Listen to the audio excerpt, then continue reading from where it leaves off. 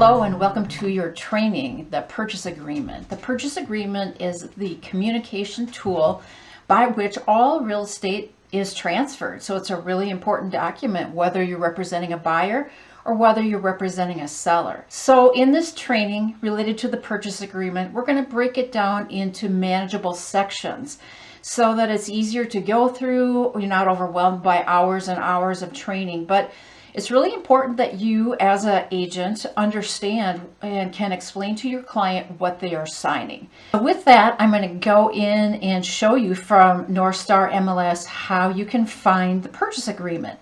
So basically we're going to click on Matrix Login, and once we get into Matrix, we're going to come over here to Tools, and we'll go to the Transaction Desk. So as Transaction Desk comes up, you'll see that it has a number of different folders and different options. What we want to do is come over here on the left-hand side and come to this little icon that says Forms. So we're going to click on the form, and then it opens up all the folders, and our forms are organized by folders. So you'll see there's a folder for Northstar MLS, there's forms for the different associations, there's forms for your brokerage likely. So the folder we're going to use the most is the folder that's named MNAR, Minnesota Residential Forms. So I'm going to go ahead and click on that. And within every folder, you have the opportunity to search. So with that, we're going to go ahead and find the purchase agreement.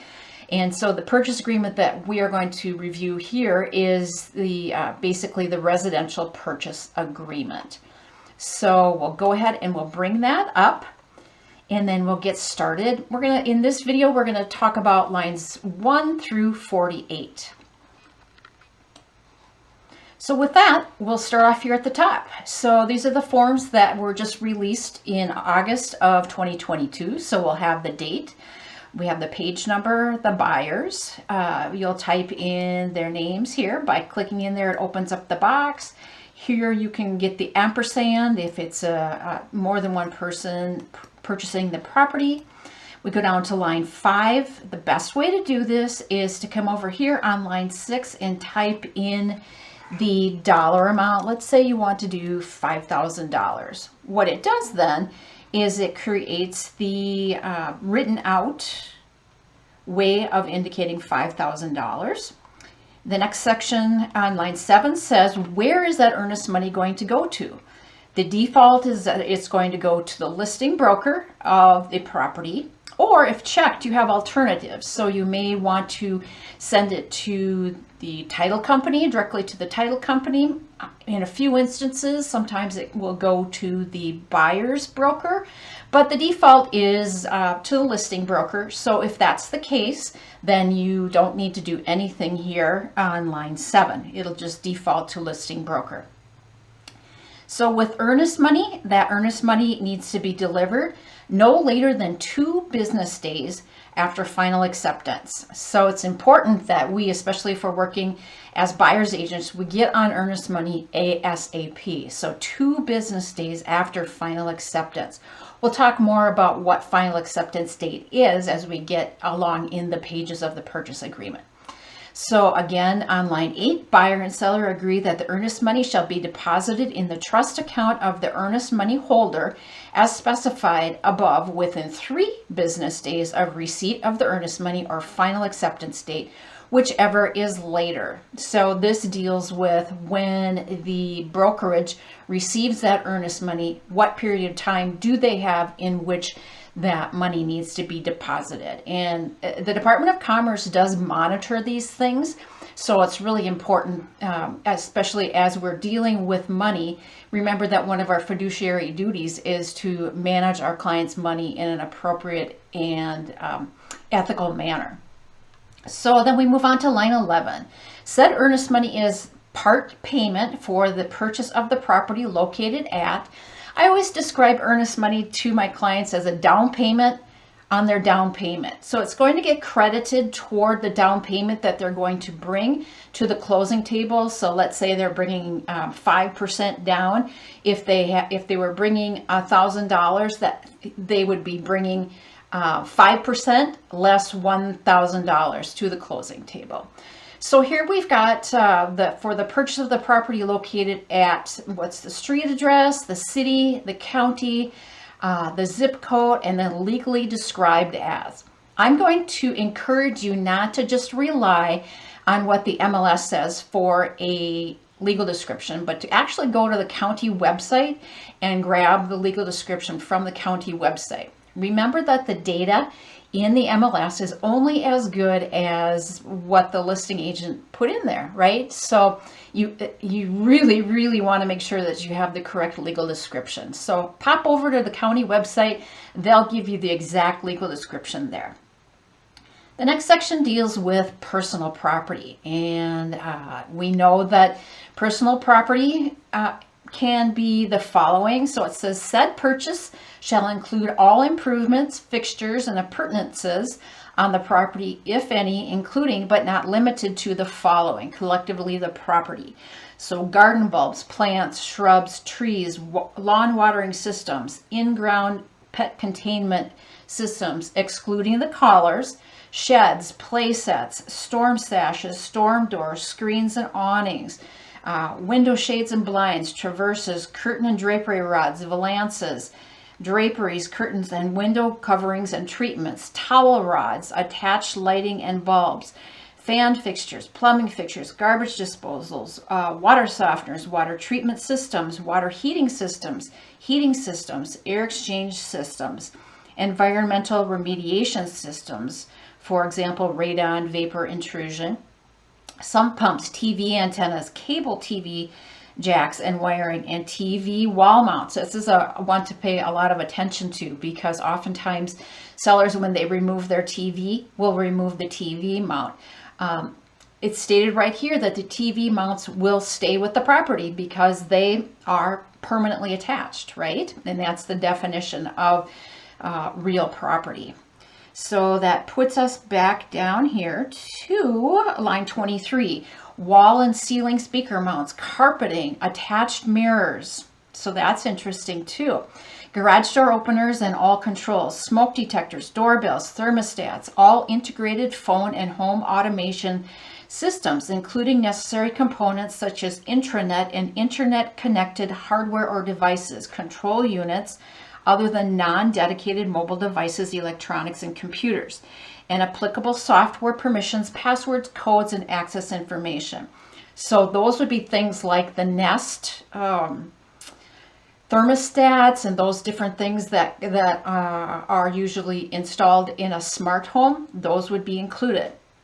We've also got fireplace screens and doors and heatilators. Any of the following, if built in. So dishwashers, refrigerators, wine and beverage refrigerators, trash compactors, ovens, cooktop stoves, warming drawers, microwave ovens. So one sitting on the counter would not be considered built in, so the seller could take that. Hood fans, shelving, workbenches, intercoms, speakers, air conditioning equipment, electronic air filters, humidifiers, dehumidifiers, liquid fuel tanks and all controls, pool and spa equipment, propane tanks and all controls, security system equipment, TV, satellite dishes, the above mentioned inclusions, and the following personal property shall be transferred with no additional monetary value, free and clear of all liens and encumbrances. Here's what I usually do here, folks. You can see that we have in bold here any of the following if built in. So I think about a refrigerator that can so easily be unplugged and removed from the property. I think about an electric range, which can so easily be unplugged and removed from the property. So to me, those aren't built in, because the definition of built in is basically permanently attached. So when I come to line 33, I'm going to encourage you to spell out exactly what you want to have transferred with the property. So I always include the 4 kitchen appliances. So the range, the refrigerator, the dishwasher, and the microwave, the washer and the dryer, if included in the sale, And then I will go ahead and include what day we saw that property. And the reason why I do that, so I'll say the following range, refrigerator, dishwasher, microwave, washer, dryer as seen on the property on August 8th, 2022. The reason why I do that is because it hasn't happened so much lately, but back in the foreclosure days, people would switch out appliances prior to closing. So yes, there was that appliance there, but it wasn't the one that they saw when they purchased the property. So by including as seen on property and the date, then you make sure that you're getting the actual appliances that were there when your client saw the property. The one thing that you don't want to do here with personal property, let's say they're gonna basically sell it furnished. So you'd have the beds and the lawnmower and the lawn tractor and a fertilizer spreader and those kinds of things. Mortgage companies are willing to lend on typical personal property like washers and dryers, etc. But when we start to get into hot tubs and things like that, if we have that here on the purchase agreement on line 33, the lender is probably going to say that either needs to be removed. Well, they will probably say it needs to be removed, so you'll end up doing an amendment. So the better option with things like that aren't traditional transfers in a property would be to put those on a personal property agreement. And then oftentimes that just is between the buyers and the sellers, and it doesn't go to the lender. So line 36 gives you the opportunity to exclude certain things from the purchase. So if they've got a special light fixture that Aunt Sally gave them, or if they're curtains in the master bedroom or in the owner suite, that's what we're saying now is owner suite in that master bedroom, match their bedspread, certain things like that, then you'll have the ability to include them there. Line 38 is a very important line, and it says this is the amount of money that we are offering to purchase this property. So when the seller signs this agreement, that says the seller has agreed to sell the property to the buyer for the sum of. So if we go in and we type it in there, you can see how it starts to spell out on line 39. Next we come to how the buyer is going to pay for it. So we will probably have a certain amount in cash. If we're doing a VA loan, oftentimes we can do that without a down payment, but basically the cash is the down payment. So you might say 5% down and 95% in mortgage financing. If that's the case, basically these all have to, lines 1, 2, 3, and 4 have to add up to 100%. Sometimes people will put the zeros in on line 3 and line 4. Sometimes they don't, but line 3 talks about assumption. We don't see that a whole lot, and line 4 is contract for deed. So the main thing here is that the numbers add up to 100%. So we've got our 5% plus 95%. And then what's the closing date? The closing date shall be, so if you click on the little calendar here, you can go ahead and say when you want the closing date to be. Generally, if there's financing involved, the lender's going to want 30 to 45 days is probably the soonest that they can close that property. So that is the first page of the purchase agreement through line 48. We'll see you in the next video.